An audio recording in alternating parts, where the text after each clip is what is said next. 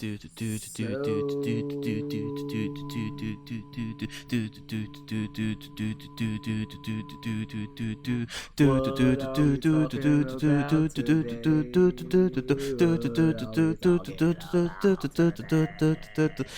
and head jokes.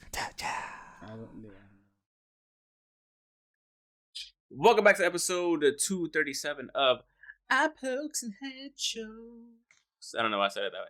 But had a big ass weekend.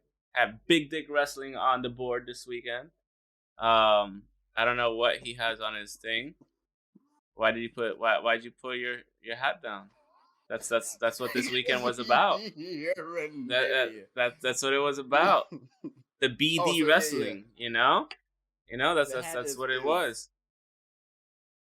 The hat is. I thought you were trying to show something off, but no, we had a great. No, I wasn't. I was just laughing at you between the voice and then the big dick wrestling.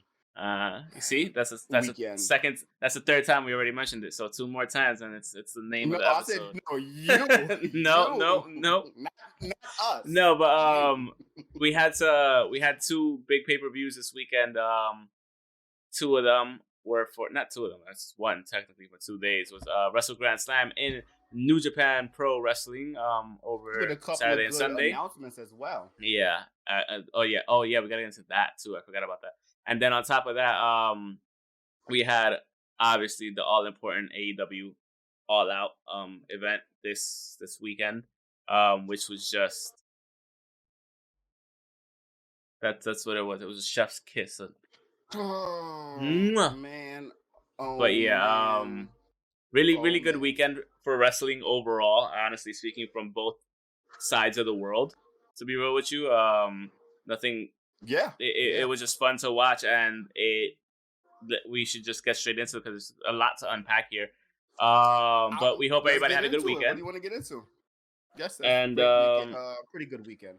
Yeah, I hope everybody had a great weekend. I hope everybody enjoyed watching wrestling this weekend. If you're a New Japan and if you're a New Japan fan, you're an AEW fan.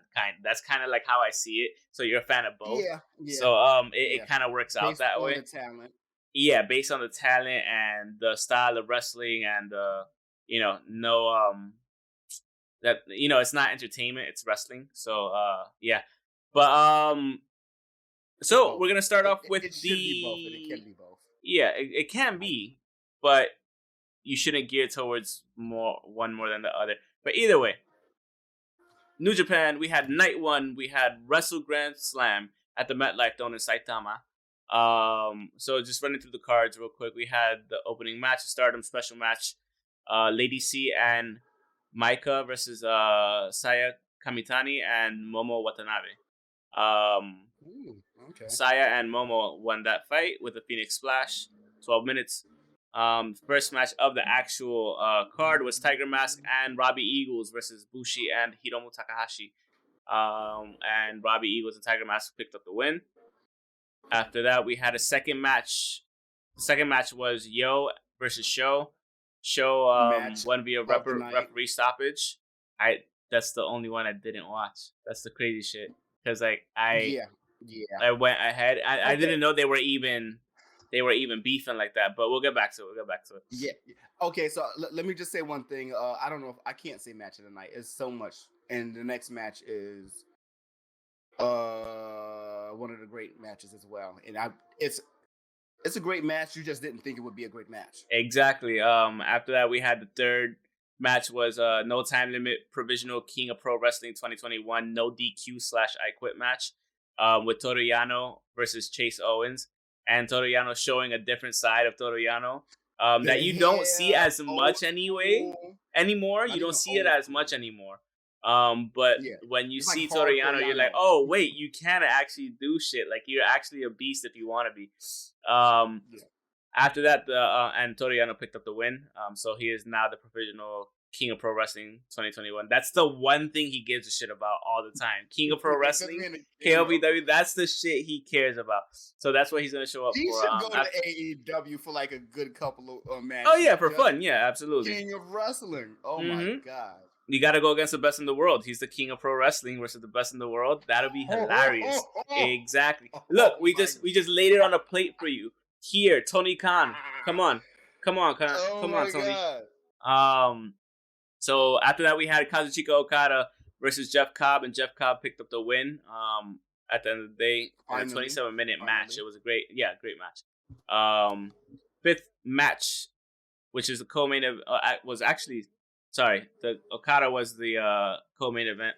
This one, well, not the co-main event, but you know what I mean. We had the main event of the night. The fifth match, it was IWGP US Heavyweight Championship match. Hiroshi Tanahashi defending against Kota Ibushi, and he actually defeated Kota Ibushi, in which it was a very emotional match for both of them because they both highly respect each other. At the same time, Kota Ibushi came back from injury, and pretty big deal, going up against one of his idols for the championship fight, and it was a great match. It was on the shorter side of things. I picked up from it. It was on the shorter side of things. What did you pick up from it? Kota Ibushi, it's a lot going on. This is a hard road that he's been going through. Since that too. Yeah, so, that's the other thing. Like, yeah. they were talking about that being one of those things. Like, that's why he was emotional. Like, one, you're emotional because you're going up against one of your idols. Two, you're on this hard like losing streak and not on the best of terms and whatever. So it's kind of and like along those your lines. Idol can do. Exactly. So you're in your head. Can I beat him? Oh shit, I'm going up against him. Am I really about to take the title from him? A lot of the different conflicting emotions, but that's what it was. Before we get bogged down in that, let's get to night two. Night two, we had the opening match, which was a pre-show. Again, a Stardom special match. We had Shuri and Julia, I guess. Julia.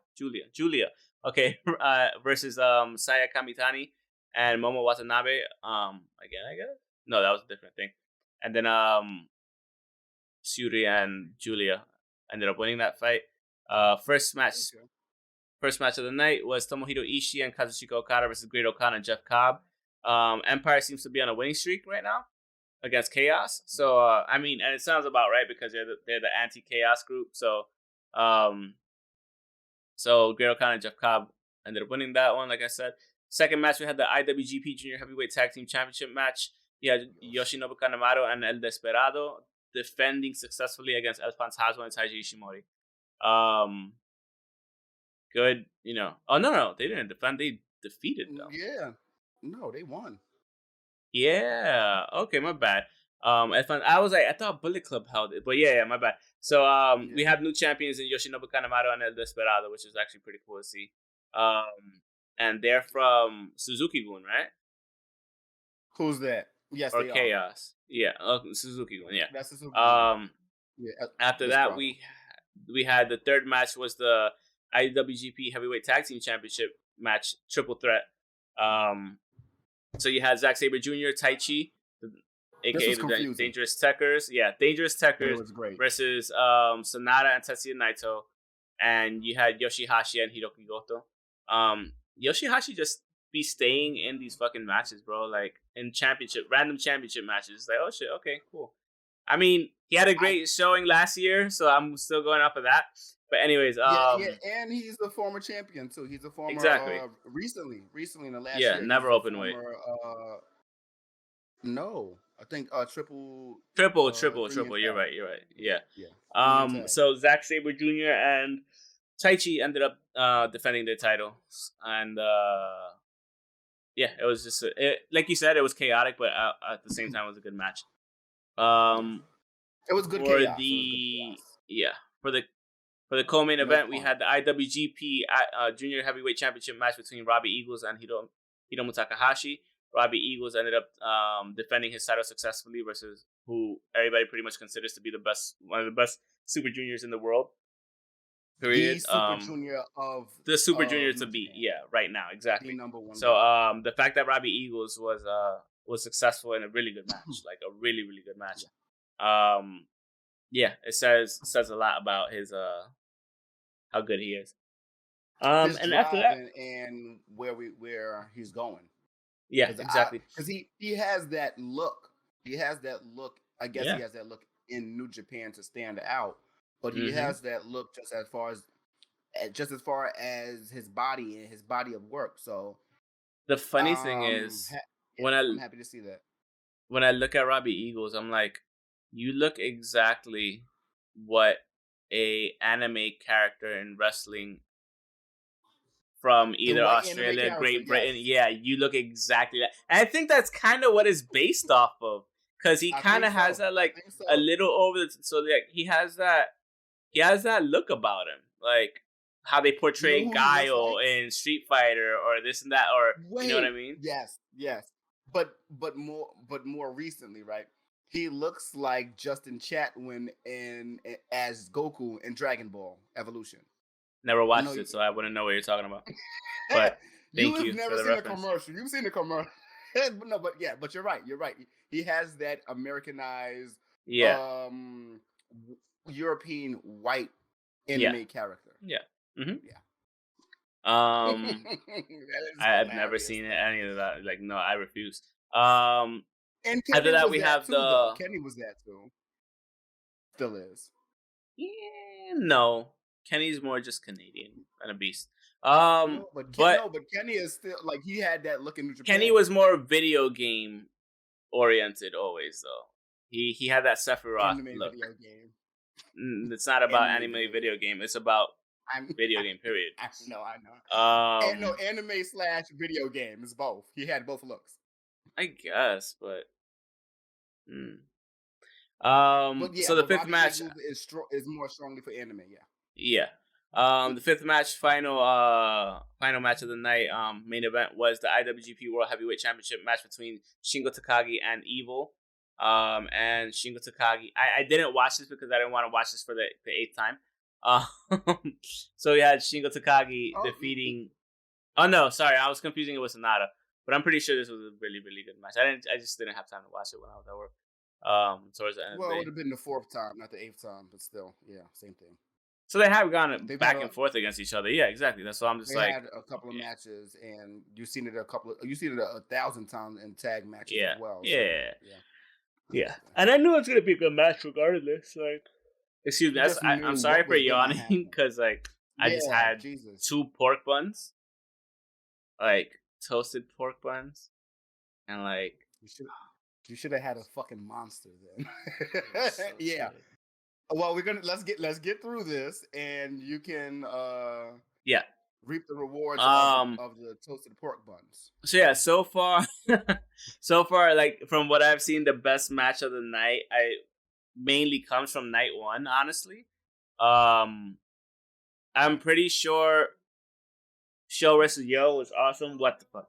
But I really, really, really enjoyed the 2 matches: Toriyano, Chase Owens, and Okada and Jeff Cobb. Yeah. Those were 2 really, really good matches. Again, I didn't watch the Show vs. Yo match, so I probably need to go back and watch it. That's just a great setup of a card. Those 3 back to back. Yeah, because absolutely. You have the rivalry. It's kind of like a sibling rivalry. They've been together since 2016-17 as the Tempora Boys to Roppongi 3K to now no longer being together. So we know that, I know that, and that's why it was such a special match. It makes sense, yeah. That's fair. Yeah. And then Yano and Chase, I've complained a million times about Chase. Yeah, absolutely. And he showed up. Yes, yeah, and I've never complained about Yano. I just stuck him in that category of comedic in wrestler. A gimmick wrestling, comedic, exactly. Comedic wrestler, and that's not what the fuck this match was. It was a real no DQ, I quit match. It ended with scissors. Yeah, we're about to go into his eyes, and it's just like, yo, chill.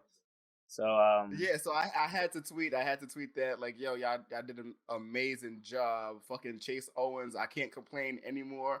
No, unless I don't see this anymore. And he took some bumps, bro. He took some bumps. They both did. He took some bumps, and he gave some too. Like, it was a great match. That might be a match that I will rewatch just because.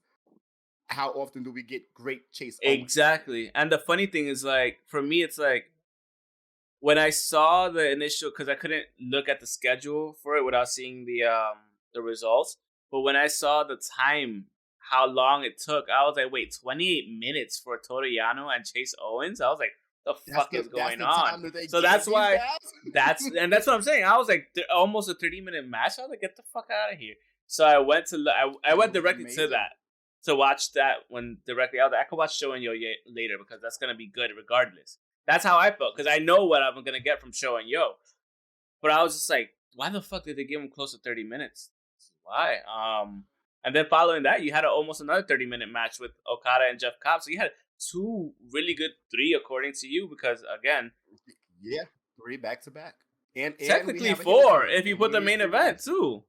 Yeah, if you put the main event, you have 4. You had 4 bangers back to back to back. Night 1 is amazing. Night 1 is amazing, and I will let you know that I did complain about not specifically about the individual, but I did complain about getting a new tiger mask, a new pair of tiger masks. Can you imagine, right? A young lion like Jay White being tiger mask. Can you imagine that? Yeah. Why not? Yeah, it's happened before. We've had Eddie, we've had Rocky Romero, we've had great people to be Tiger Mask and Dark Tiger Mask, Black Tiger Mask, or whatever. So why not do it again? And it's not to say get the old guys do out me a the favor, way. real and quick. It's not to say that the match was bad. Camera on off real quick because you're desynced. Yeah. I just knew it. But yeah, it's no knock to the gentleman that plays Tiger Mask now. It's just the fact that we do need young blood.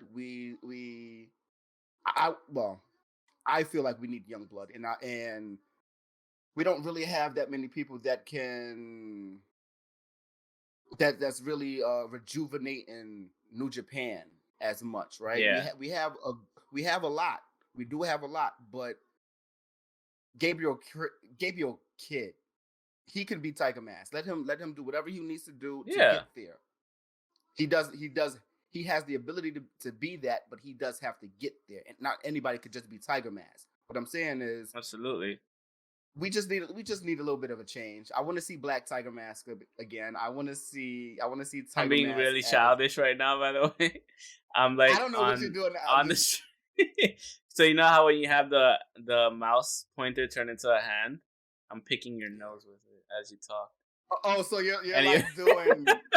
You're like so you're like playing fucking Nintendo 64, not even Nintendo 64, Super Mario 64 with no face, right? Yeah, I'm kind of just trying to like pick your nose with it. So it's gonna be on stream. You guys, whatever. It's gonna be on YouTube. Me trying to pick your nose, but it is what it is. No, but you make really, really good points. Absolutely make really good points in terms of that. Like, and it doesn't have to be Gabriel Kidd. It could be anybody else. It could be the right young lion, because as we've seen, a lot of the young lions are fucking amazing. Look at them on New Japan Pro Wrestling Strong. Look at them on Strong. Look at them in the first couple of matches as far as the Japanese dojo. Like you can tell. We can tell that they're amazing and they're gonna be something. Sometimes a lot of these wrestler individuals do need a mask. Not to say calling them ugly. You fucked up, son. No, of course not. But I was watching the AEW media scrum, and they asked Penta why. They asked the Lucha Bros why, and they basically, they asked him, does he get scared or anything like that? He says, not when I have my mask on. So because it's one of those things where you go into like a persona. Stop thinking. Yeah, you just become a different person. It's like when you see Dr. Disrespect. Have you ever seen Dr. Disrespect? He puts on the fucking wig and the glasses, and you turn into someone else. You have a different persona. Like it's one of those things. Like I'm pretty sure if I put on a lucha mask for this podcast, I'll be a different person. I'll be acting like in a completely different way. I know I will, because I would definitely. You don't know. You expect it to be me, but. Yeah, you don't know. It's just it's a different person. So I get the leeway of saying different things, doing different things, because it makes me feel a way, or you don't see me, or you don't. I get to play. I have a better poker face with a mask on, because you don't see if I'm laughing or not. You may know, but you don't. If the camera's not close enough, you don't know. But yeah, that's just my take on Tiger Mask. After that, we also got a heel turn from Show. Show is now a part of He's now a part of the Bullet Club. Evil's leg of the Bullet Club. So I don't know how I feel about. I don't know what they're doing with Bullet Club right now. Yeah, I don't know either. Why are they sectioning it off so much? Like, they're how can I put it? They're making the Elite Part 2. This is 20. This is yes 20, and no. This is 28. I know. Yeah. This is 2018. That's not an elite. That's not an elite group. I'm sorry. Well, not yet. No, it's not. It's just not. I'm talking about. It's not. It's not. Come on. The people you have, it's not. I'm sorry. Don't disrespect Yujiro like that. I'm sorry, but it's not. It's not.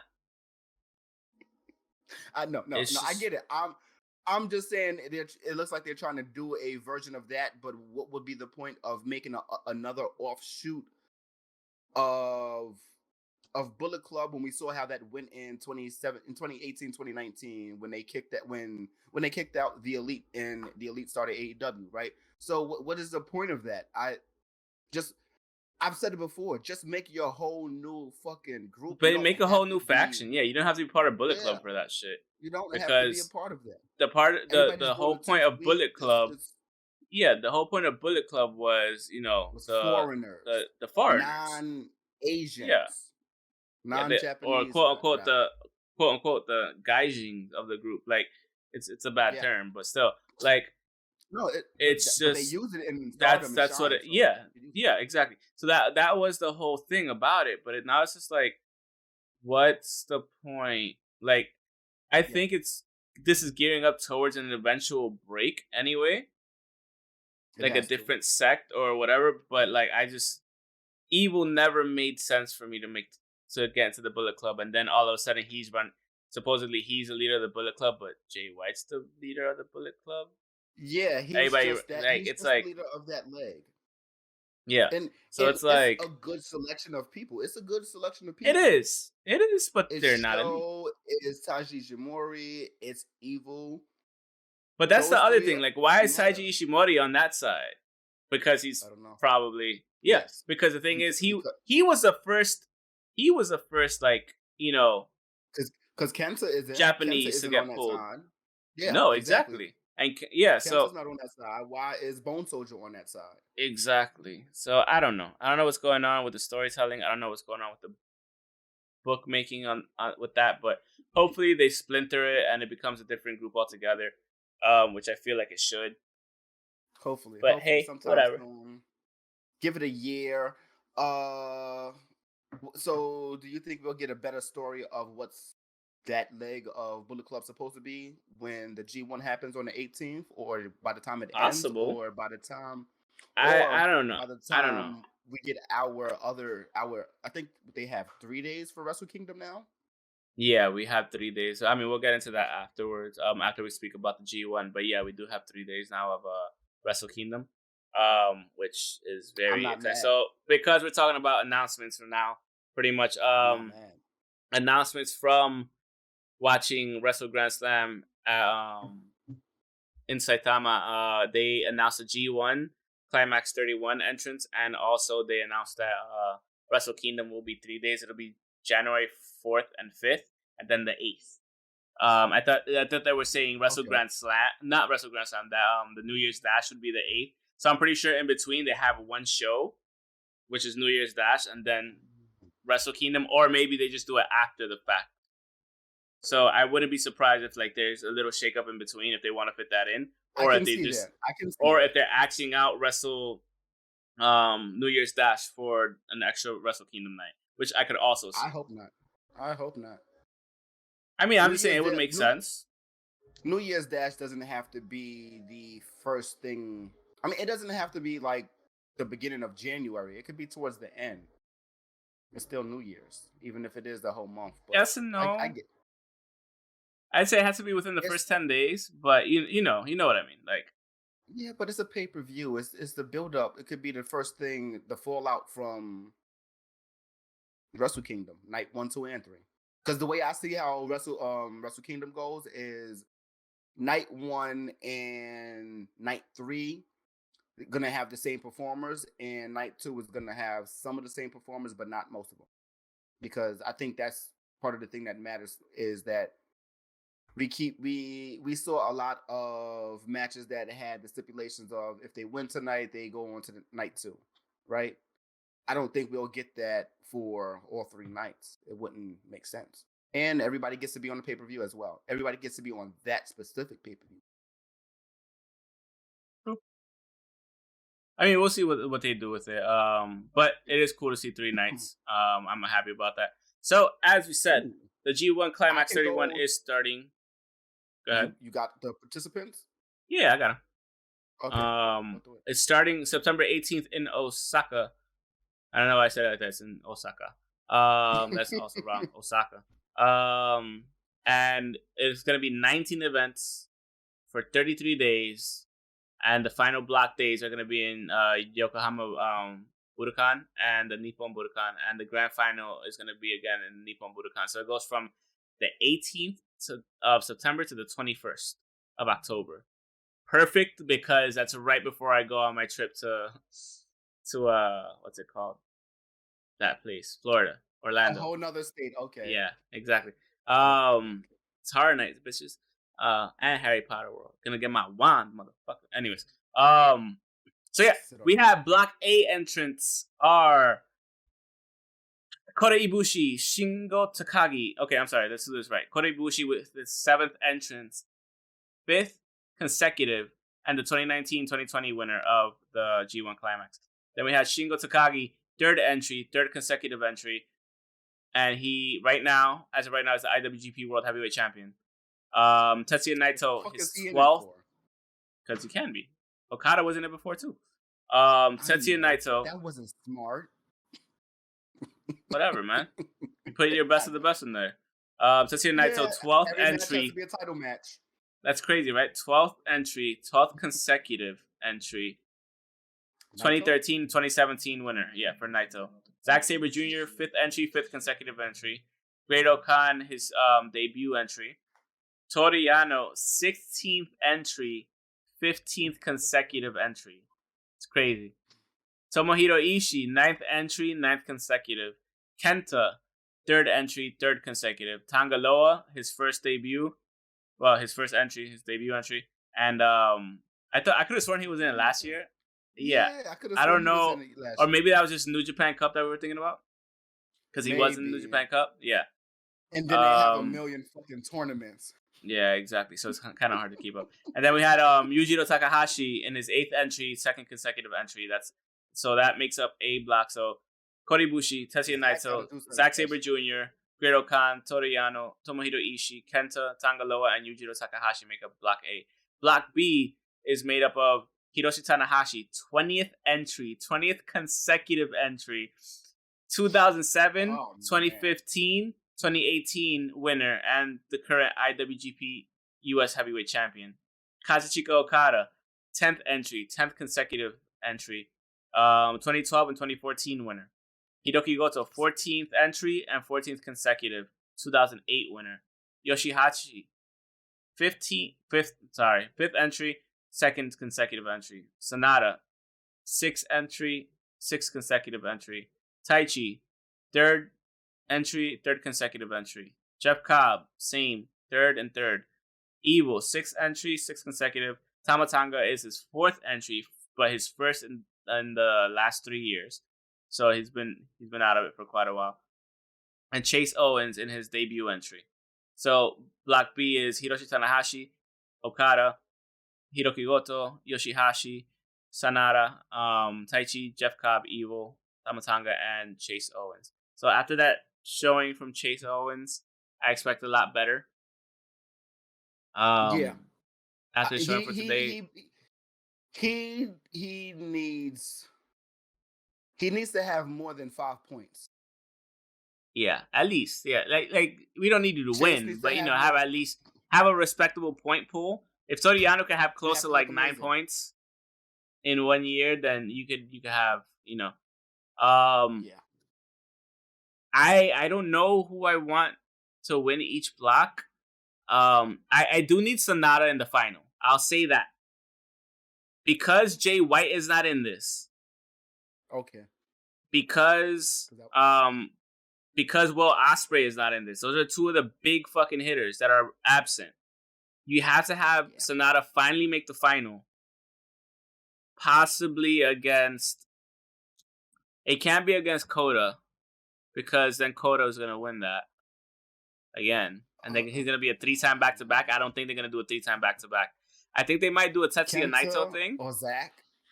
They're going to do Naito. I think it's going to be Naito or Kenta, honestly. Just based off of how everything's going. Kota Ibushi, he could be in the finals, but he already won it the last. He does. But at the same time, that's the one thing that's good about the tournaments. The tournaments, there's a rating. It's an equalizer, man. That's one. Yeah. Yes, it's an equalizer. Yeah, it's an equalizer. There's all stats. There's all stats. You comparison from one guy and you could be having another. A shit year, but this whole tournament could turn your whole shit around. You get in a groove and be on a roll, and have a heavyweight championship match at Wrestle Kingdom, assuming you win at the pay-per-view before Wrestle Kingdom to keep your thing. I forgot what it was. Dentaku? It's not Dominion. No. Some Power Struggle. It's usually a Power Struggle in November when they have that. But yeah, it should be a good... Zach, I'm going with Sonata this year. I'm picking Sonata. I'm picking Sonata. I don't know who to pick. It's 20 good fucking individuals up here. Yeah. I'm picking Sonata. Of them I would like to pick. But this is the other fuck. Because I'm picking Sonata, but then at the same time, like, Okada is never somebody to write out. He's also having a fairly tough year. So it's like, and the last time he won it was 2014. And so it's Tana's up there too. It's a million people that you can choose. That's what I'm saying. I don't think Tanahashi needs to win it. Tanahashi doesn't need to win it. And I don't think, as a champion, I don't think he's going to win it. Champions should not be in these tournaments sometimes. But this is a huge fucking tournament. I know. Who else is going to be a part of it if you take the two champions? And it's not like people could travel like that. So I'm pretty sure if they were traveling, there'd be different people. Yeah. But you're not going to have a G1 without Okada in it or Tanahashi. Like, man, I'm just happy we got Jeff Cobb in this motherfucker right now. So that's a name. I think that's a big name. Okay, so I'm still picking Sonata, but I wouldn't be surprised if Okada wins it. It's been a while since he won it. Okay. All right. So who do you think Sonata would possibly tie with? If just doesn't have to be a tie for the finals. It just a tie at one point or another.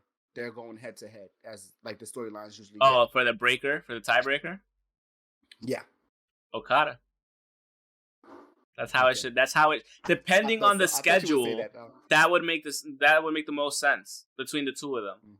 Mm-hmm. Honestly, Okada and anybody tied is a story. Yeah, exactly. It doesn't really matter. It could be Yoshihashi and Okada, and they will make a huge fucking promo about it, and it'll be like, it's his first time doing this well, blah blah blah. Like, it'll be a big fucking deal. That'll be crazy.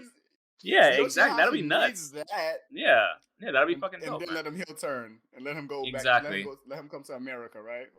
So it'll be it's gonna be a good. It's September, October is always a good time with New Japan because you're always getting singles matches and bomb-ass singles matches, except for when they start putting... The good thing is you could just skip ahead to the singles matches if you miss if you miss it in the morning. So. Yes. Yeah. All right. Yeah. So there's as you know, New Japan just has a ton of factions, right? There's a lot of factions that's going to have to go head to head, which it's New Japan. We expect that, right? I think the biggest thing that's going to happen is the problem with Evil and Tama Tonga. Not the biggest thing, but the biggest thing, like we just talked about, right? The Evil and his Bullet Club faction, his offshoot of Bullet Club, right? I think we're going to get some of that. Oh, when they go okay. I get what you mean. Okay, I got it. I was like, what the fuck are you talking about? Isn't Evil and LIJ? But we were literally just talking about fucking Bullet Club. My mind was stuck. Pork buns. So it's I'm gonna just be interested interesting, bro. in seeing where that goes. It's gonna be a build. I think we're gonna get a build throughout the G1 because there's a lot of Bullet Club stuff happening on both blocks. And then Wrestle Kingdom, at least night 2. If my idea of what night 2 will be for Wrestle Kingdom, kind of just like a whatever match, or just a match that doesn't need to have ramifications for a second fight, I think that we'll get something like that. Fair enough. But yeah, that's it for New Japan. Good 2-night card. And now we could technically move on to AEW. Oh, I didn't even use my stuff. God damn it! I didn't use like my topic things. That's what happens when you want to sit there and you want to pull my face and poke my nose. I'm just doing that now. And now we're moving on to AEW All Out. Like, let's get into it. Let's get into Sunday night. Let's get into the amazingness that was Sunday night. Man, no, but yeah, fuck. It's a double negative. That was. Yeah, but no. That was So last night, I just want to say, it's probably one of the best pay-per-views I've seen in a very long time. Pay-per-views ever. In a very, very, very long time. We'll run down the card and then go through. Yeah, in a very long time. I know we rated it, and we'll like I picked a 10 out of 10. This guy picked a 9.5. I understand why. I get it. I fully understand why you said 9.5. So between the two of us, that cuts it down to a 9.75, and that's still not a bad thing. When have we ever rated a thing that high? You know what I mean? Like, yeah, it definitely wasn't a WWE show. Oh man. Between the politics and too much news going out, and so many moving pieces that we knew or we didn't care about or we cared too much about, and it didn't pop up. Like, those were reasons why we didn't really rate some WWE shows so highly. But that's pretty much what happened here. But it was a great night for a bunch of matches. Yeah. I'll start it off. We had run through the card, for the buy-in, we had the Best Friends, Orange Cassidy, Chuck Taylor, and Wheeler Yuta with Jurassic Express, Jungle Boy, and Luchasaurus defeating the Hardy Family Office, Matt, Private Party, and the Hybrid 2 with the Blade, and we actually got the Butcher to come back. I think he came back during this match. He did come back yesterday. Yeah, he came back during that match. After that, we had the AEW title match, Miro versus Eddie Kingston. Great match. Miro retained. Then we also had Moxley versus Satoshi Kojima. Yeah, I know I'm gonna fuck it up. Satoshi Kojima, and I was sitting there saying this shit like it was just fluent last night. Satoshi. Like, come on. But yeah, I can't say that no faster than that. After that, we had Britt Baker defending her women's world championship against Chris Statlander. Pretty good match. We had the Lucha Bros and the Steel Cage Young Bucks. Yeah. The Young Bucks were there too. Yeah. And boy was that a fucking fight. But the Lucha Bros got that title win. So finally, congratulations to them. 2 years later, right? Yeah. And then we had Ruby. Well, not 2 years later, because they won that match, and that was for a title too. The original All Out match. Either way, we had Ruby Riott winning the 21-woman Casino Battle Royale for Ruby Soho. Ruby Soho. So it's no longer Ruby Riott. I want to go to Soho. I don't want to go to a Riot. I want to go to Soho. I want to go to Soho with Ruby Soho. You know? Yeah. Oh man, she had some pictures. She had some pictures put up, and they look really fucking good. Like some professional pictures of her just sitting. She's a very attractive woman, bro. Like, it's like, yes, you know. I wasn't even saying that part, but yes, she is. But what I'm saying is, like, if you have those type, I'm not surprised. Like, she fits in those things. Yeah. Like, we'll get back to it. Continue. Yeah. Let me get back to it. Yeah. Then we had Chris Jericho actually defeating MJF in the singles match that they had booked. Luckily, Jericho didn't lose because then we would have had no more matches with him in AEW. Then we had CM Punk defeating Darby Allin. Whew. Then we had Paul White defeating QT Marshall, which we knew was going to happen. Then we had Kenny Omega defeating Christian for the AEW title. All right, well, let's get into it. Start. And then we had Adam Cole making his debut, which was like saying that he's going to be part of the Elite too. At that, yeah, exactly. Which is great because of the way they set it up. Exactly, like come on, they're best friends. And then obviously we had Bryan Danielson making his debut. Best friends? Huh. Kind of. I was just trying to skip by it though after I realized I made it. But yeah, it happens. Yeah, it was a great night. Even like the fact that how can I put it? A pre-show match was as good as it was with the people that were involved. Like I was just like, oh, this is kind of setting up to be a good night. It wasn't like a great match, but it was a good match.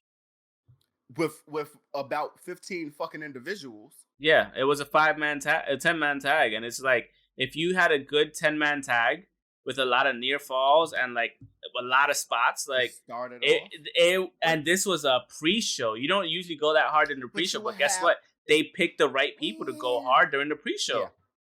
They did. You got luchas, 100%. You got luchas, and you have high flyers. That's what you need. Exactly. To start the night off. So it's a good trendsetter, you know. And from there, like moving on to the Miro versus Eddie Kingston, it was a really good match. It was hard hitting. It was, you know, in your face. It was a bruiser versus a fucking technical bruiser, I could say. What a way to actually start a pay-per-view. Yeah, it was a great match. And I was just like, I was fully expecting the women's battle royale to start the match, but to start the whole thing off. But I was just like, okay, no, we're getting Miro versus Eddie Kingston. Bet. I was like, okay, that's a good way to start it off. After that, we had Jon Moxley. Things did change. Things did change because of Andrade and Pac. But for the most part, you know, shit happens. And now you guys are not on a fucking pay-per-view. I would be mad. Well, I mean, they're having it on Rampage, aren't they? So, like, you know, shit happens. This shit would have gone on to 12. No, I know. Who knows what the real reason? What the real reason was? No, it's travel. Was it travel? Pac needs to sit his ass down. Pac needs to sit his ass down somewhere. Yeah, just chill. You fucked up what could have been a premiere match of the night. Yeah, like that would have. This is the second time this has happened, and this is the second time it happened on All Out. Oh, that's right. You're correct. Yeah. So, or was that Double or Nothing? Oh well. Either way. No, Double or Nothing. It was Double or Nothing where we were. Because we were supposed to see that. We were supposed to see that. Either way, it's happened on 2 pay-per-views. In one company's short time. Kind of makes you unreliable, bro. But either way, it really does. Even though he did make that same decision when he wanted to not work for WWE anymore. He just said, "I'm going home. I'm going home. Write it out." But either way, you got to be a little bit more reliable. I was looking forward to this. A lot of people were looking forward to that. A lot of people were saying that could have been the match of the night easily. And I wouldn't just replace Pac with somebody, but still. Yeah, you can't do that. Unfair. No. It's unfair. It's a pay-per-view. You just have to write it out. It is what it is, though. Like, because at the end of the day, whether he was there or not, in a year. Doesn't matter though. Whether he was there or not, whether that match went on or not. They still fucking rocked the whole show, regardless. Yeah. Because the way they had to rearrange everything, the pacing was still good. Because after this match, after the Miro and Eddie Kingston, we had Jon Moxley and Satoshi Kojima beating the shit out of each other. And Satoshi Kojima, at 50 years old, looks fucking amazing, by the way. Fucking legend. Still. And then Suzuki comes out. Yeah, and then after that, you have the other fucking legendary fucking... what's it called? Yakuza boss from fucking New Japan and shit, like coming out. One of my boys was like, "Who?" Because one of them was like, "Who the fuck is that?" I'm like, "Shit's about to get real. That's what's gonna happen." I was like, "You know who the Joker is?" They were like, "Yeah." I was like, "That's the Joker." I was like, that's the Japanese Joker. That's literally the Joker. And he started laughing, and everybody was like, are you serious? I was like, yeah, that's the Japanese Joker. I was like, that motherfucker's coming to do some shit. And I'm glad, like, you know, him coming out, now we have a match on Wednesday Night Dynamite. Like, you know what I mean? Like, that's going to be great to watch. Question. You referenced the Joker. Have you been watching Titans? No. Titans? No. Stop not watching and watch. That's it. No, there's so much shit to watch. Still watching Frasier. Fuck you and fuck Frasier. You need to watch Titans. You've seen it. You've seen it. No, Frasier is. I never finished it. Okay. I've never finished it either, but okay. All right then. I get it. Frasier and Cheers. All right, so come on. Either way. Either way, add that onto the plate. Add that onto the plate whenever you can. Soon. Anyway, let's get. I never even finished Gotham, bro. Like, come on. So yeah, the women's match was really good, and that was good. No, I know it was good. I watched the first 2 seasons, and you're not gonna finish that, but it was good. Probably not. So yeah, Chris Statlander and Dr. Britt Baker. They had a really good match. Really good. It was. Like, I just like really good the. Wrestling You know what match. it is? Yeah, it was a really good wrestling match. But you also know what it is? The promo. The promo's doing so much work for this match. And she's gotten so much better. My favorite part of the promo is Chris Statlander. You being the alien is a crock of shit. That is. Yeah, dude. Yo, when everybody heard that, we were all crying watching it because she was like, "They're a crock of shit." She was like, "That's a crock of shit." I was like, "God damn!" And like. You know what it is? Her delivery. I watched it so many times, and it was amazing. Her delivery is so good. Like, and don't get me wrong, it's fluent. Yeah, and it seems organic as fuck too. Like that's like it's believable to be her. Like if you met her outside and she was like that, you'd be like, oh yeah, okay, that's you. Like if you had no idea, but at the same time, like sweetest girl in the world. Yeah, but like she wants to turn on super humble. Asshole, yeah. She could turn that shit on. Real. I mean, it's real and it's cute. look who her fucking her bae is. It's fucking Adam Cole, baby. Like, you know, like that's easy coaching there too. If she didn't have that before, and she got that from him, then shit, fuck it. You know, it works. And obviously it works since he came back to be with his best friends and wrestle in fucking AEW. Okay, I don't know what the fuck I'm watching, but it looks really good, right? I don't know what match this is. All I know is it's Moxley, is Darby, is Eddie Kingston, and is Sting on one side of the ring. Wow. That's amazing. That's amazing right there. And it's not even televised. It's a fucking elevation. So what were you saying earlier before we started the podcast about your boy being on elevation? Fuck you. Yeah, right? Fuck you too. This is amazing, but Lance Archer can't be on there fucking run. He just had a championship. Like, come on, bro. It's the same fucking thing. They're helping everyone out. Feel me? All right, let's fuck it. Let's get into it, then. Let me get into it. No, we don't have to. We don't have to. No, because you mentioned it, right? Dude, we're still doing the card. We're still doing the card. Okay. We're still going through the card. The tag team championship, bro. We can. The tag team championship. Jesus fucking Christ! Like if this isn't a 6-star match. He said match of the year. I can believe that. It's if not tag it could be one of. It could be. It could be. It's just holy shit. And that's about that's at least 2 to 3 years of storytelling right there too. When I tell you holy shit, if you're a wrestling fan, no matter what if you're a hardcore WWE fan, whatever, like I don't give a shit what you might like. A good match. You should know a good match when you see it. Yeah. And your bias should allow you to say, hey, this is a good fucking match. This is a great fucking match. Fuck your bias. Your bias should be able to take the back seat. Realize that was a great match, a great tag match, a great story, a great rivalry. And one that's been building for 2 years. A little bit more. That's a long game one. That's a long form thing. You don't see that shit in WWE like that anymore. You see it in New Japan, and that's somewhere where they pulled it from. Even if they weren't going up against each other all the time, they've had 2 matches where we do see this in WWE. We just don't see it on that scale. We see it.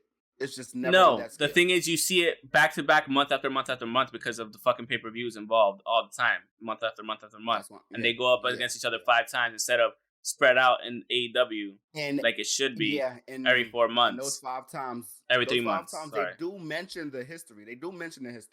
It's just but you've seen it for the past 5 months. The same shit. So it doesn't matter. Yeah, it doesn't matter because we've seen it for the last. But with this, at least you have a 2-year long form thing that started from when they announced the company.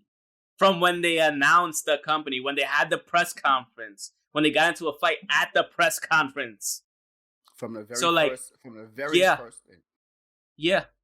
So it's like you have that original story from then till yesterday, till last night. And it was such a crazy match. I implore everyone to go watch it. I give this shit at least a 6 rated. Just like Meltzer, I would probably give it higher. I don't even know. It's just Jesus Christ. Like, we know one of the highest rated matches is Kenny versus Okada. Match? No, it's Kenny versus Okada. That's 7. Yeah, that's 7. But I think Young Bucks have like a 6. Either way. It's just prove your point. Everybody just needs to watch this match. Period. It's that simple. Yeah. There's no ifs, ands, or buts about it. You know what's crazy? They put it out all on the line, man. All on the line. Yeah. The crazy thing to me is that your gimmick, your name is AEW, All Elite Wrestling, right? And your faction is the Elite. Whether it's the Super Elite one day or it's just the Elite another day, right? Depends on who's there. Their fucking matches are amazing. Yeah. Proving them to be the Elite. Yeah. We just need to see more of this from other athletes in AEW that's not in the Elite. Yep. And they're setting the precedent. Which is coming. Yeah, and they're setting the precedent, like you said. They're also raising the standard for everyone of what's expected and what people would need to be doing. Don't get me wrong. Don't go kill yourself each time. But like, yeah. You gotta deliver. It would be him. You know, and which they are delivering for the most part. But like, it's setting a standard for the younger kids to be like, oh shit, we gotta be just how old are they? And they're doing all this shit.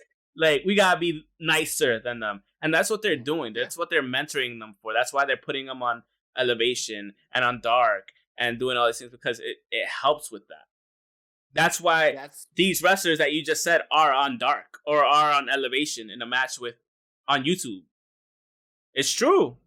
You're putting that face, but it's true. Yeah, that's what I'm referring to. That's what I'm referring to more than anything. So there's one thing.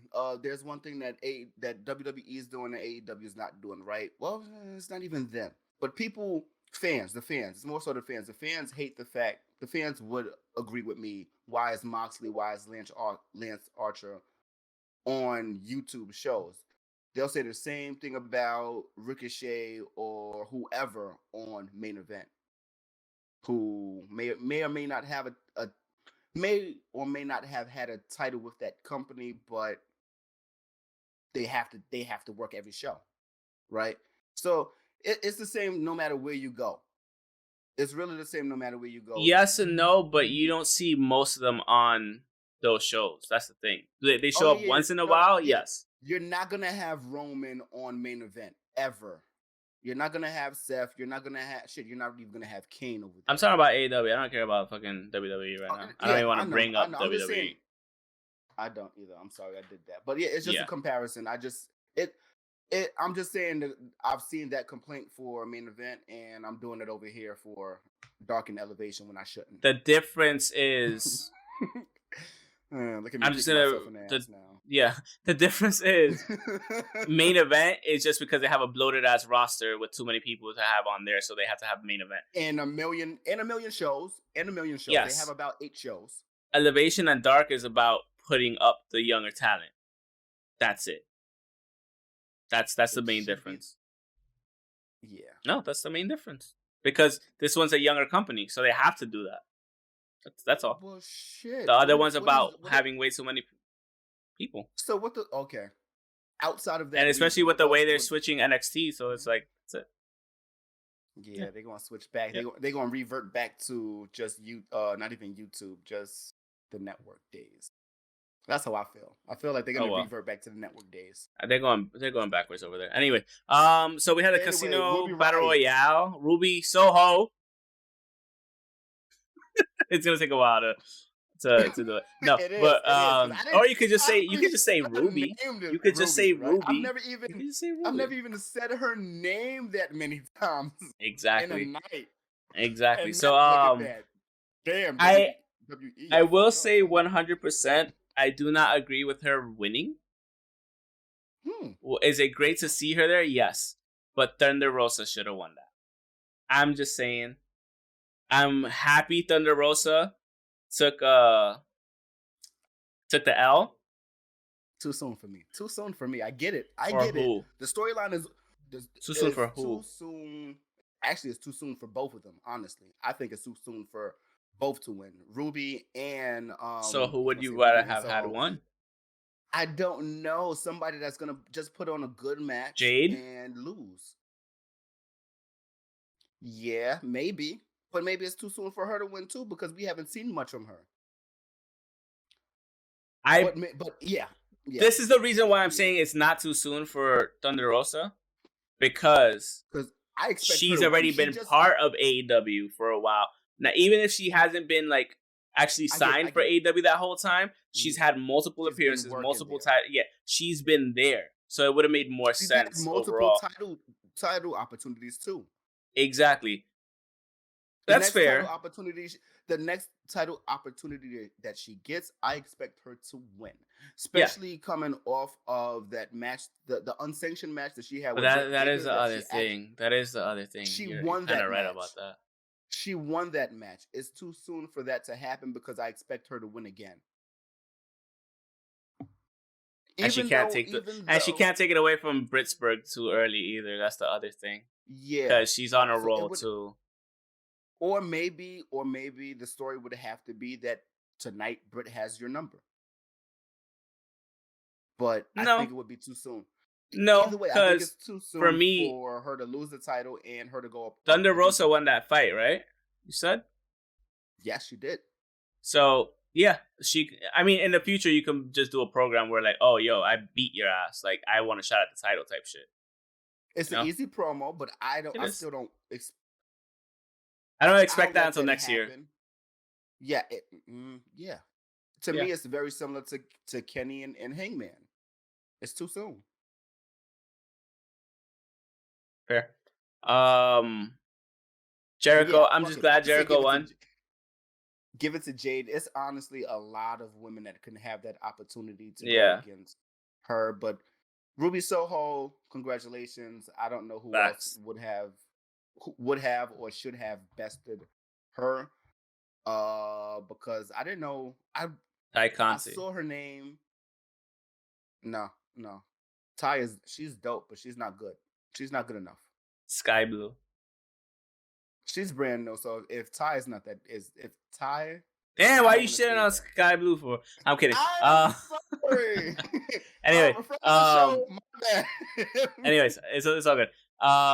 So I'm happy Jericho. And I'm just reading it. No, I know it's kind of hard. It's mainly those 3 or 4 people. One thing, and we've talked about it already, but I just want to say Layla Hirsch is amazing again after her NWA title. They should have had Camille in this shit. Camille wins. Camille fucking wins. That would make sense. Yeah, that would be a good one. But then we need title versus title match. Yeah, not yet. That would be dope in the future. And Camille wins. Yeah. Oh, Camille. That'd be kind of cool. Camille is like a white Jade. Better. I'm talking about stature. But yeah. Next. But yeah, so I'm just happy Jericho won. I'm happy they did the whole his foot was on the rope thing, and the ref came out like his foot was on the rope. His foot was on the rope, and they reversed it. They reversed it. So yeah, they reversed the call, which I like. And then you know, and of course, fucking MJF selling the shit out of his back injury. Every time he fell, he like, yeah. I was just like, either you're actually hurt or you're selling it. Something. It might have been a bit of both. They did the my whole thing. Sit out. No, off the top rope. They did the sit out spine buster. Oh my god, the sell on that was amazing. The sell on the sit out power bomb. The sit out did that? Spine buster. MJF did it to Jericho off the top rope. Yeah. Oh. The sit out. And no, that's what I'm talking about. Yeah. Yeah. When MJF was like, yeah. When he looked like he got something right up there. Yeah. And it made sense because I'm looking like shit. Like that looked like it hurt. Yeah, exactly.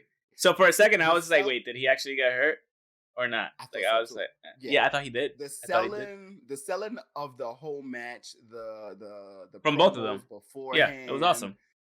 Even from Wednesday and Friday, the promo, fucking JR was in the ring interviewing Jericho, crying, like voice breaking. I'm saying that like, fuck Jim. Fuck, he's really gonna lose. God damn it, Jim. But yeah. Jim, I'm like, good match. It wasn't the greatest match because we've seen this a bunch of times, but it was still a good match. Yeah. After that, Punk versus what it needed to be. Yeah, exactly. We are who they thought they were. Just put it that way. CM Punk versus Darby Allin, good match. It wasn't the craziest match. It wasn't like the most hard hitting. But it was a basic match. It was a match for CM Punk to start reestablishing himself. He looked a little gassed in the beginning, but then started remembering, like his body started getting into like full. He said, "I'm the best in the no world." Pun intended. I forgot. Full gear. Yeah. So like it just started looking better and better. Like I knew at the beginning it was gonna be 70% Darby, 30% Punk, while he found his pace and got into it. Then little by little it started. Like the ratio started decreasing. I still say it was like 60-40 in terms of Darby Allin 60 and Punk being 40, but like it started at 70-30 and it turned up. And it turned up for sure, yeah. So like it definitely went to 50-50, then it went back to 60-40 and I love how he caught him with a coffin death drop and he just went, nope. He just sat up. He was like, nope. He was like, you thought you were going to get me. Yeah. He just looked around. He was like, That was his best Undertaker impression. Yeah. That was actually pretty funny. But it was a good match. I had fun. He can't even do that without his feet not being on the mat anymore. Yeah. Let me leave Taker alone. Facts. Leave him alone. Being an asshole. No. But yeah, CM Punk did better than fool? Stop being a dickhead. No. What? Asshole. Anyways, so good match. I like the match. It was a really good match. Comeback match, 7 years. You know? Yeah. Chicago. I didn't know what to expect. One thing that I do like is that we just get to see these matches after years off. Like WWE gave us Edge. Congratulations and thank you. I loved it. Yeah, absolutely. AEW gave us Christian a couple of weeks ago rather. We're about to get Daniel Bryan. Yeah. We're about to get Daniel Bryan, Bryan Danielson. We just got CM Punk and we got fucking Adam Cole now too. I mean, but he's not. And Ruby. He wasn't on the injury list. No, but at the same time, it's like still. Either way, they're giving us a lot. Yeah, dude, as a wrestling fan, you have to be grateful. Like this is amazing. Who would have thought? As a wrestling fan, continue. Sorry, go. I did think that we were gonna have Adam Cole. I knew we were gonna get Adam Cole. I knew that. Yeah. We discussed this. If he hadn't signed with the WWE by a certain point, no matter how much money they threw at him, he was gonna go be with his girl. And he was gonna be with his best friends. It's that simple. That simple. Shit. They better be careful with Kevin Owens. They better be fucking careful with Kevin Owens. Kevin Steen will come back if he needs to. You better be fucking careful, honestly. He gonna be like, wait, I could be Kevin Steen again? Word? Out. Yeah. Yeah. And that's the other thing. Like, creative control is a huge fucking deal, bro. Yeah. Like, being in control of your own character. Actually, between that and actually doing what you say you're gonna do, delivering on your fucking promises, those are they're fucking big. You gotta be careful. That makes that makes a difference.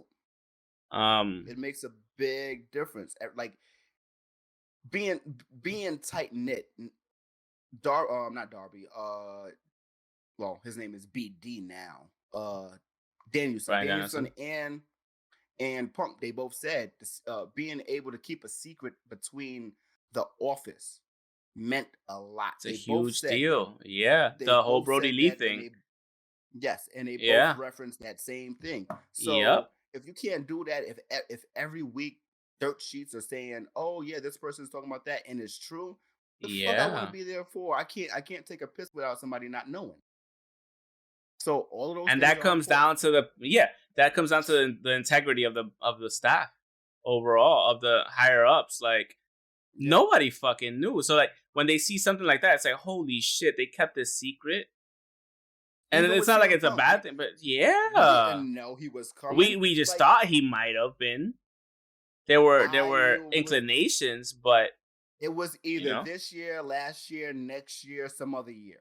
I've always thought it was gonna happen. I never knew when, and why the fuck would it happen on the actual on the second show of the second episode of a new show? And then that pressure applies to WWE, and then we get Brock again. So whatever happens.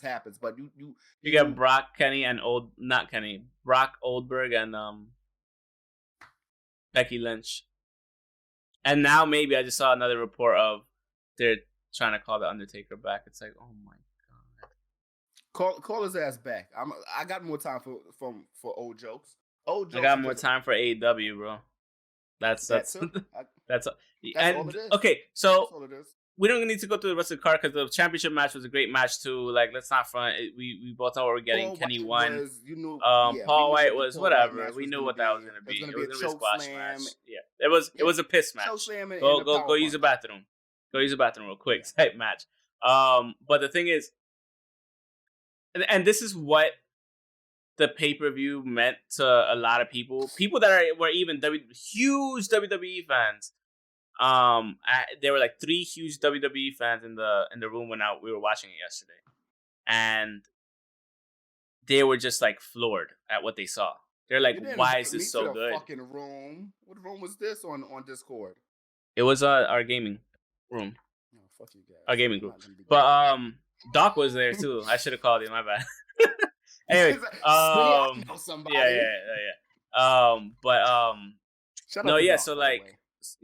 out.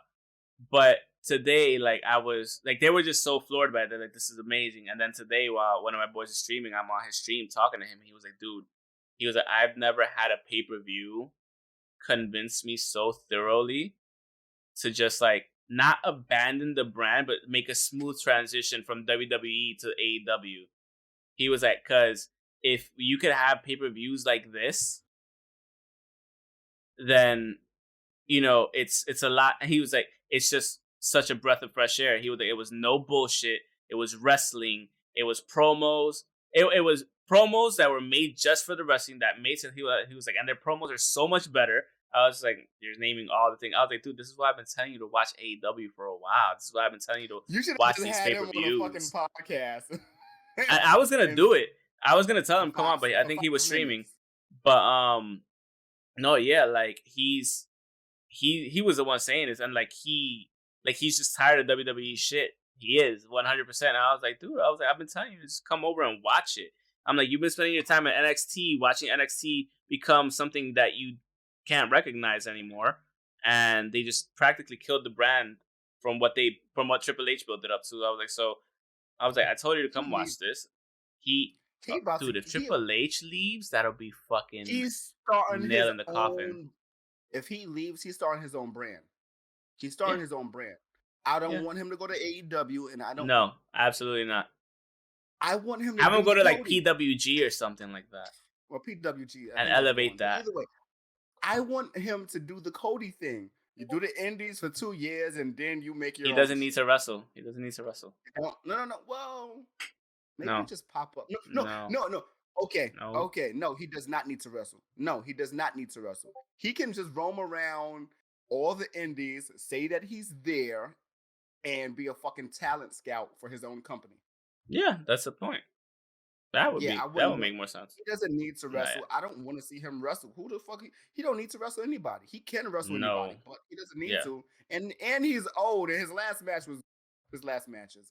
We don't want to talk about those last matches. Yeah.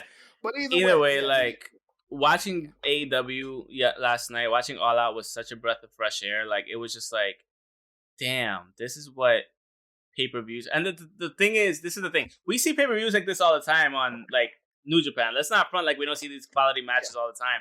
But the thing is, when you're seeing it on an not American, but like on something that you're used to, like new American something you haven't seen from WWE in such a long time. No pay-per-view in the last maybe 10 years touches this pay-per-view. Yeah. No. Like, and that's bad. And I agree with that's bad for WWE. It is. And it's bad for... It's not just bad for WWE. It's bad for the whole... It was bad for the whole landscape. Now it's great for the whole landscape. It was bad because we've had other companies and we weren't seeing matches or cards like these. And now we have multiple cards since 2019. It's the history of why Ring of Honor is not as big as they should or could be. It's the story of will WWE or will they not buy TNA? It's that same story. No, they're not. Because the thing is, it's just he's so stuck in his ways that regardless of how good this thing is, they're just gonna keep churning out the same bullshit. You're gonna keep watching the same bullshit on WWE, complain and not watch other promotions that are having better ongoings, better storytelling, better matches on a regular basis. You know what I mean? Like, and it's sad. Just at the end of the day. Just better program overall. Because that's the one thing he was that my friend said. A couple of them said they were like, "Yo, like this was pure wrestling at its finest." Like, and you just have to compare the cards and compare the type of matches, right? You gotta compare the mid card title matches on a pay-per-view. And no matter what title it is, whether it's a title that we don't care about, whether it's 205 or it's IC or US, you can compare those. When was the last time? Compare the filler matches. When was the last time you saw a fucking tag team championship match like that? Never. Let's just say that. I don't think I've ever seen a tag team match like that. Luchadors, half masks ripped off and shit, bleeding as fuck. Like, in this decade, not on WWE. No. In the last 2 decades, I don't think it was. I can't believe it was. Any match? Yeah, man. I had fun with this match. It was I had fun with this card. The closest thing you could have to this is a couple of New Japan cards. Like, and even then, New Japan hasn't rated as high as this. Like, on our books, at least. It's got an 8.5 9s, but like I don't see one being close to 10. Because a New Japan tag match is very different from an American tag match, and they do a lot of tag matches on the card. But regardless, their title matches are amazing. I'm not saying it. Their title matches are great. Their but what I'm saying is are amazing, but their tag matches is just always in a. But we haven't seen a tag match of this scale though. A tag team championship match of this scale in a long time, including New Japan. And we've been watching New Japan for how many years? Ring of Honor for how many years? Yeah, the most we'll get from New Japan in a tag match is a ladder match. We've never gotten a cage match. We've never gotten. I don't even know if they know what a cage is. At this point, you know? Yeah, they don't do cage matches. They just do fucking. All you need is your body and the referee. That's the type of tag matches that they do. And a ladder, maybe a ladder. We got that one tag. It wasn't even a tag match, but we got one table match, I believe, from New Japan. But either way, there's never been a card like this. There's never been a bunch of matches on one card like this. Even if you pick 3 matches, it's never been like this. Shit, even a Moxley Satoshi Kojima match, that means something. That's the forbidden door match right there. Like, that means a lot. Yeah, and then Suzuki on top of that, like, exactly. Yeah. So the door you kicked it down twice, like just like here, in one fucking match. You made an announcement.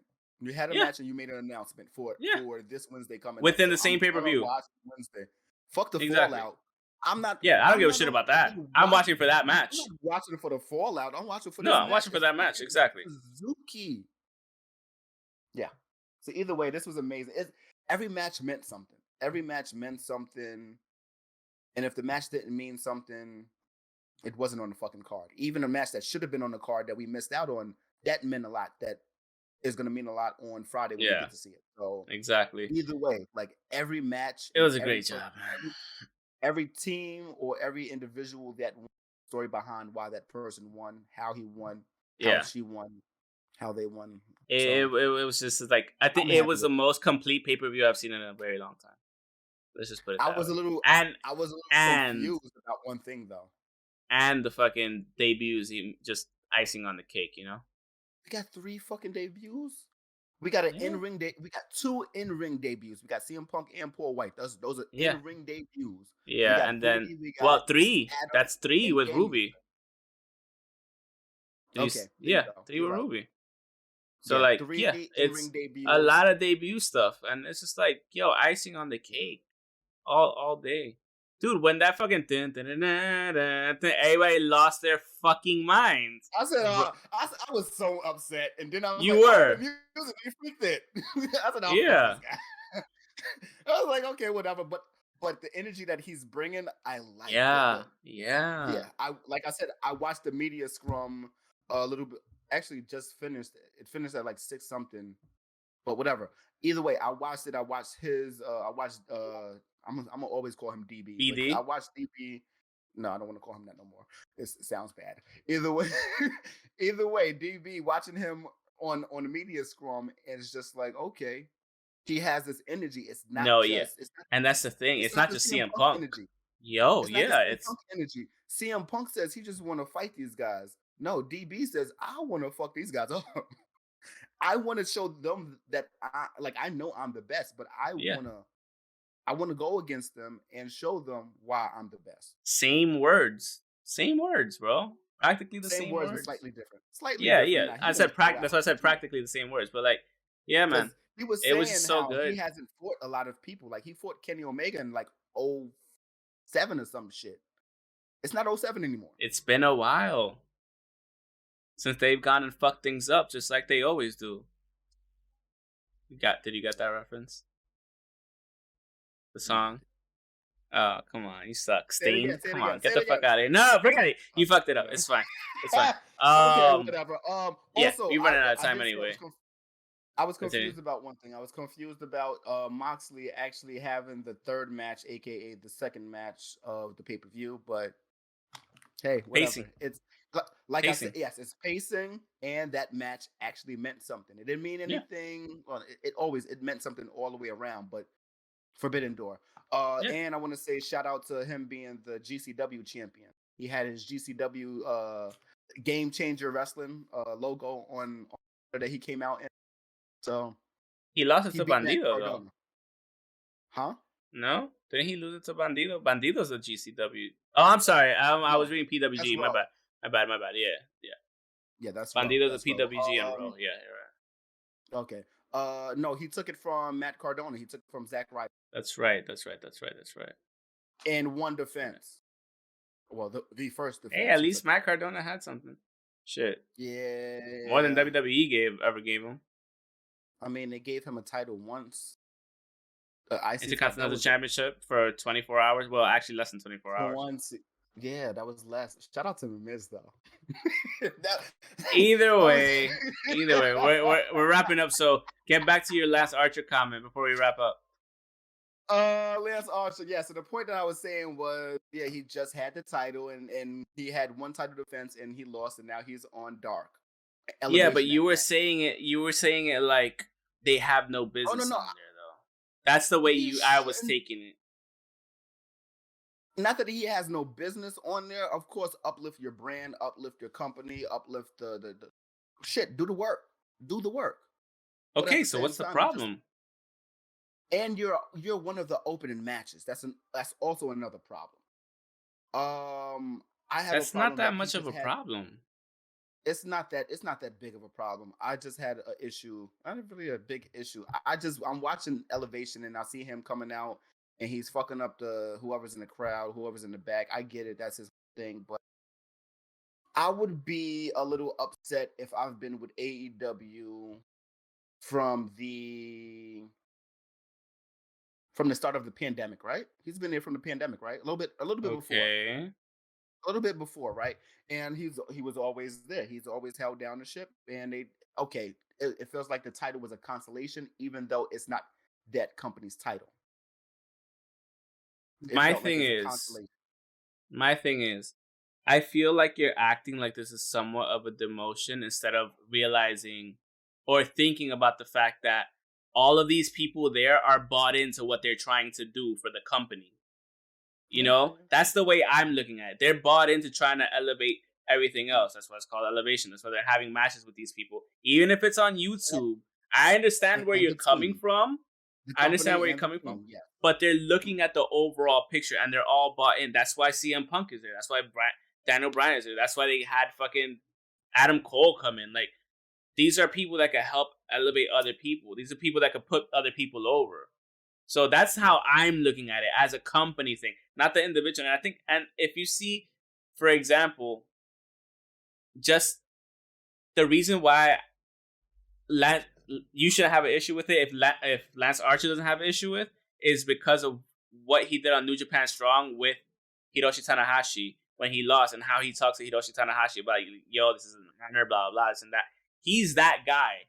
So he's going to be that guy in the locker room. He's going to be like, oh, you want me on Elevation? Bet. I'll be on Elevation. I'm doing my part. That's how I'm looking at it. That's why it's not an issue to me. Feel me? No.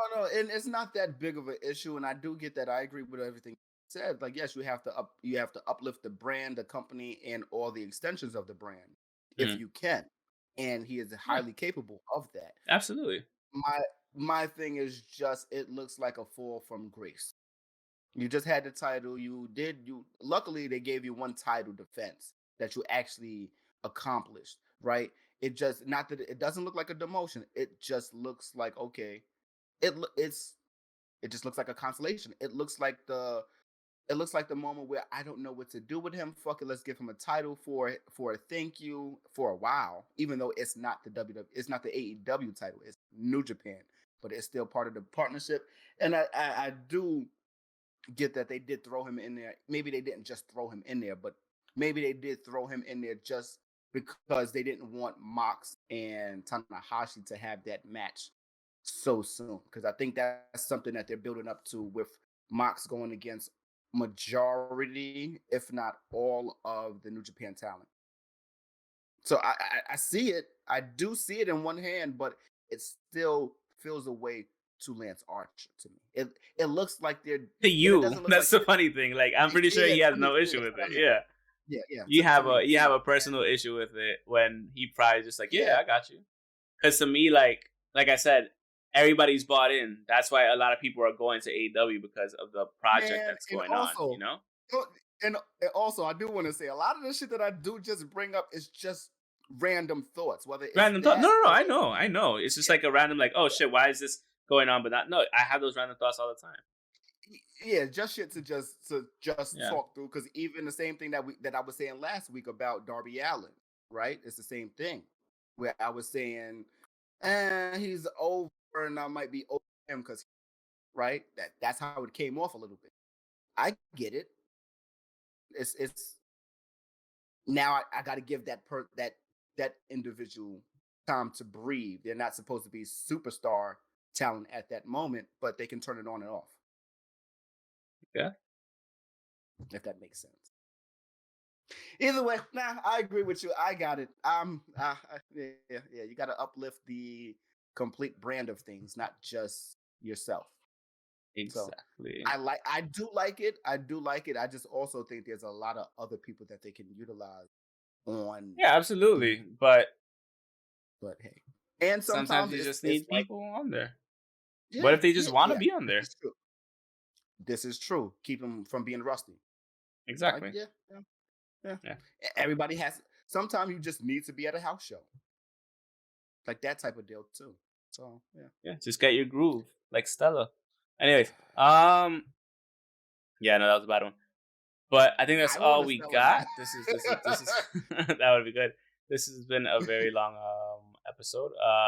But yeah, with that being said, I think that's the end of the podcast. Let me just make sure I can check everything off. Okay, Ruby Soho, aka Ruby. Okay, everything's checked off. So at least you said her name right. Because I wrote this shit. Because I was just reading. Ruby Soho. Okay. So next week we'll be talking more about Nia and Charlotte going to war because they have another war for tonight. So we'll talk about that. Oh, I don't care that much, but if they slap the shit out of each other again, it would be hilarious. But it would be great. It wouldn't be great, but give Nia another fucking title. Like make her. No, she needs to leave the fucking company. Either way. That too. Either way. That too. Like I said, you can help us by following us on the Nia to the Indies socials. Nia to nowhere confirmed. Yeah, it's the end of the podcast. Thank you so much for Charlotte. Should definitely. We talked about that already, though. Most definitely, she should. Already, stop, motherfucker! Stop! Stop! It's the end of the podcast. Thank you so much for watching and listening. You can follow us on Twitter at Pokes and Chokes, myself at _ Mr. Alex25 _ the guy on the other side that continually keeps interrupting at NU _ KEW. We also didn't talk about Adam Cole. Shut up. It's fine. We knew about Adam Cole already. We talked about that. We knew he was gonna leave, so yeah. Exactly. Yeah, Facebook.com/Pokes and Chokes, on Instagram at Pokes and Chokes Podcast. Teespring, check the link in the description below. For all of Teespring. Teespring is a Linktree. Sorry, Linktree. This Linktree link in the description below. Check it out for all of our stuff. Teespring, Redbubble, Threadless. Listen to us on Google Podcasts, Spotify, Apple Podcasts, Stitcher, and Transistor FM. And yeah, I hope you guys enjoyed this wrestling weekend as much as we did. And we were. It was just fun. It was so much fun. At least I was. There was no eye pokes this week. At least. No, I don't think there were any eye pokes or head chokes to go around. So. Yeah. Good times. And great wrestling, and we loved it. Again, AEW All Out, as close to the 10 as you could get. So, yeah, man. But once again, thanks for watching, and we'll catch you guys next week with some other shit, I guess. So Nia and Charlotte news, but of course, and I'm gonna just why do you care about Nia and Charlotte so much? I don't. I care about Nia. I care about Nia. Why? Nobody cares. Okay, bye.